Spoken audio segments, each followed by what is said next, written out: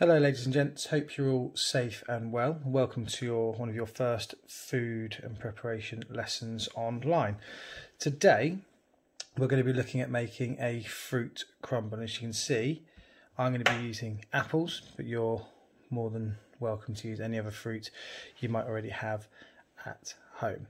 So the first thing we need to do before we get on with anything is make sure the oven is preheated. So I'm going to turn the oven on in a second, and I'm going to turn that to 200 degrees C. We want to make sure the oven's nice and hot before it goes in. We don't want to put it into a warming oven. So I'm going to do that now. So once we've done that, we need to start chopping up the fruit which we're going to use. So as you can see, I've sectioned off my chopping board. I've got the fruit which I'm going to chop up now, the fruit that I'm going to use once it's chopped, and then the waste over here. It's really important to make sure you do section off your chopping board. You don't want any of your waste actually going into your fruit crumble with all the stalks and the pips and so on. So it's a really good idea to keep your chopping board as neat as you can. So to chop apples, like we did when we did our fruit salad lesson, we're going to use our bridge technique. Make sure the apple's nice and sturdy on the chopping board, not wobbling. Knife on top, bridge over the top, and push down. And I'm going to repeat that, so cut that in half again, knife on top, bridge over, and then simply go into my bridge again, go to my claw technique now. I'm simply going to put my fingers, my thumb behind, out the way of the knife, and I'm just going to get rid of the stalk and the pips. I'm going to do that to all of my apples, and again just moving my waste away, making sure I have a nice clean working area. Again, bridge technique, moving to the claw, like so. So I'm just going to do this on one apple to show you, and then you can pause the video and do the rest. So again, bridge technique, let's cut in half, cut into quarters, and then using the claw technique just to get rid of the stalks, like so. Yeah.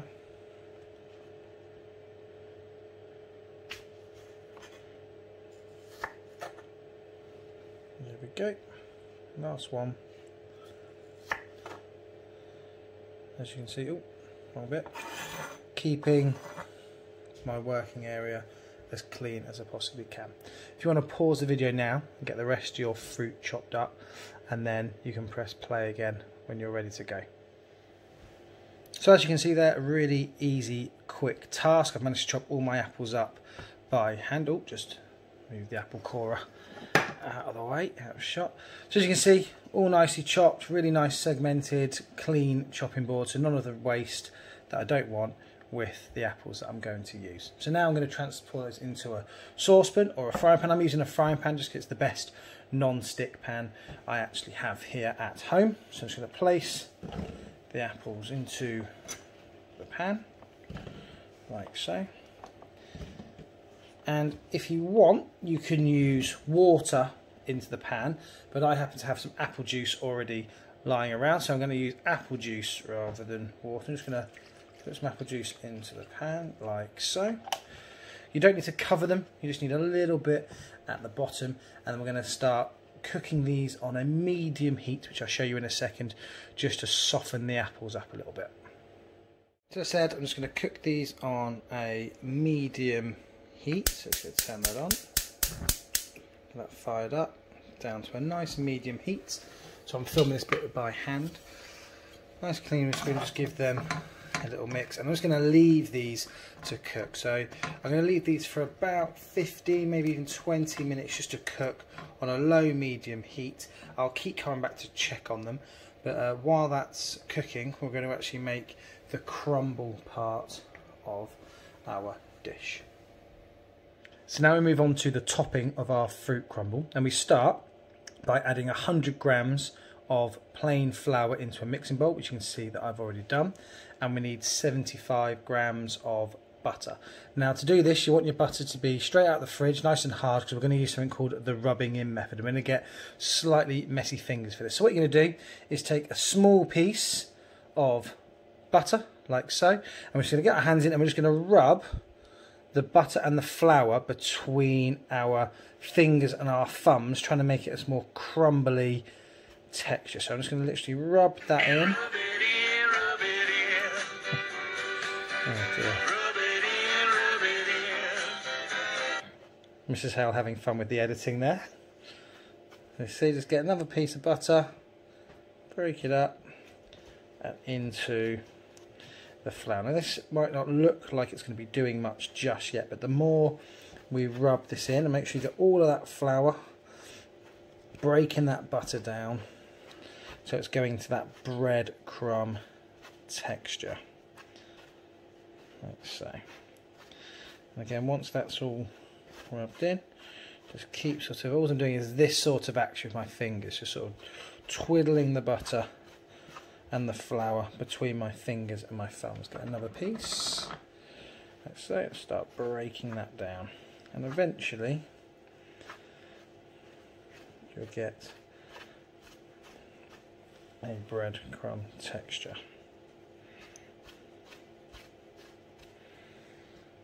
There you go. This will take a little while.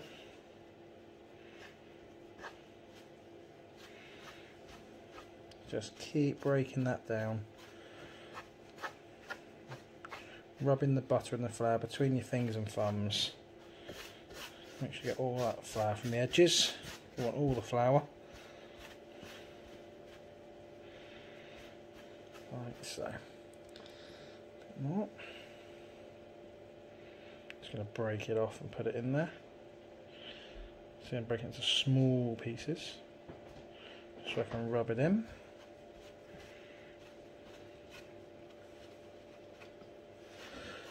Right, whilst you're doing this, it's really important you don't just forget about your apples and your apple juice on the hob.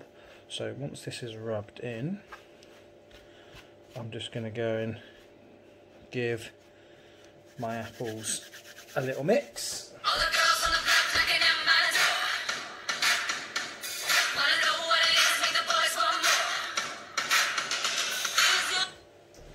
Right, that's done. Back to rubbing in. Oh dear. So this will take a little bit of time. It's got to be patient. There's no point rushing it, because firstly we want to obviously get this right, but also the time it takes us to do this is probably the perfect amount of time it takes for the apples to soften down nicely in our apple juice. So there's no point rushing. A bit more butter.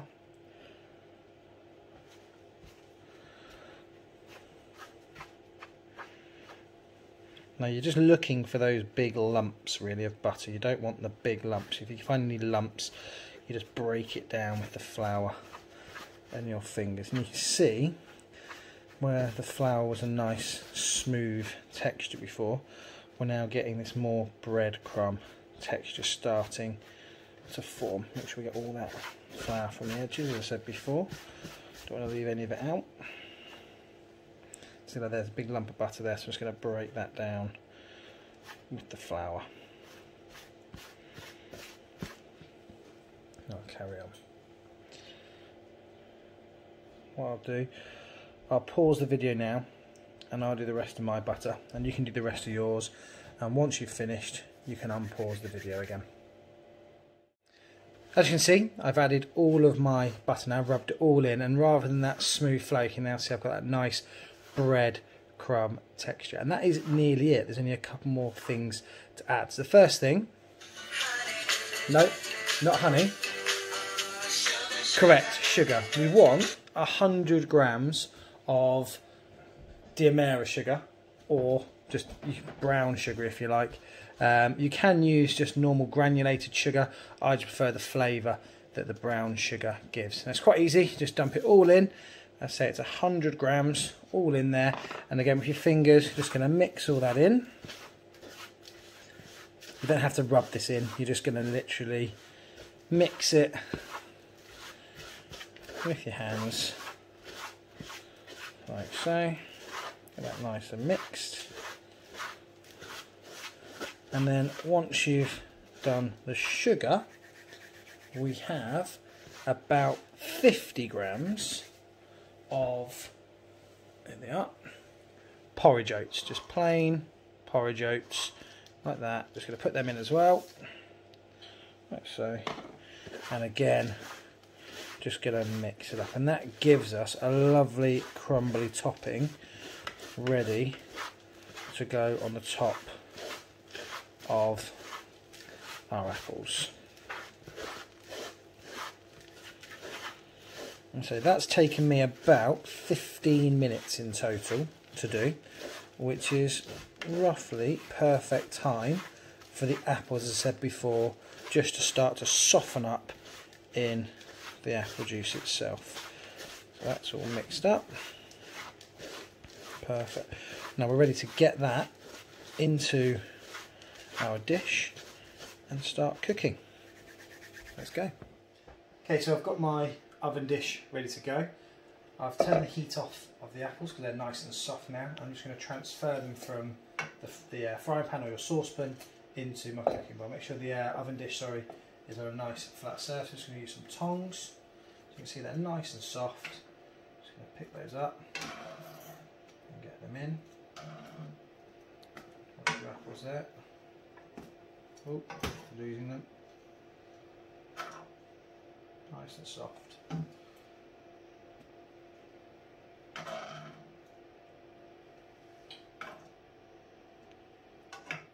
So as you can see, my apples are all in my oven dish. I'm just going to move them around to try and get a nice sort of even layer. What I don't want is a mountain of apples on one side and none on the other. So I'm just going to move them around to give a nice sort of flat layer, if you like. Once I've done that, it's just a matter of adding our mixture in. And again, you can just go for a free pour on this. Try and get as even a layer as you possibly can across the whole of your crumble. We can always give it a little shake afterwards to even that out. Like so. Ooh, I'm stuck on my own camera. There we go. And from there, as I said, just to even that out, I'm just going to pick the oven dish up, just give it that little shake, little shimmy, just to get, and that's a nice even layer over the top.